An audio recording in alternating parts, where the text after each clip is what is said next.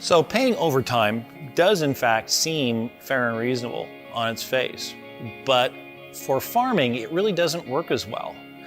Farming is very seasonal in nature, and it becomes very difficult to say, well, we're just going to work 40 hours a week. There are weeks when you maybe need to work 60, 80, or 100 hours, and then you've got weeks where it might only be 10 or 20 hours.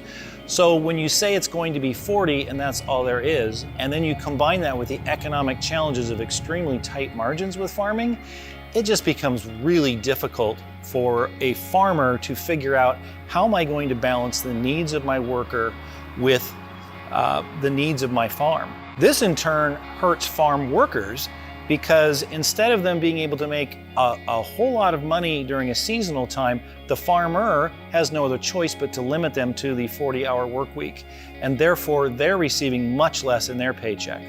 Our legislation in Olympia says we gotta pay.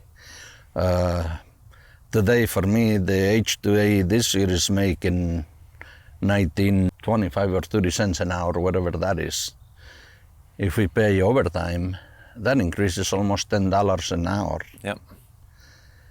And we're losing money on what we produce. So how do you pay $10 more an hour? You don't? You can't. We had to leave cantaloupe in the field because we could not afford to pick it. And that happened twice. At 2 different times, we were forced into this situation. $57,000 of at least cantaloupe was left in that field. And I think there was some Tuscan melon too. So it was probably 60,000 or so of produces left in the field. Perfectly fine. I just could not afford to pick it. And that's the thing. If we can't get the fruit off the tree into the shed, how are we going to make money? So this situation right now with labor could really put you out of business. Yes, it could. And not just me, every farmer here.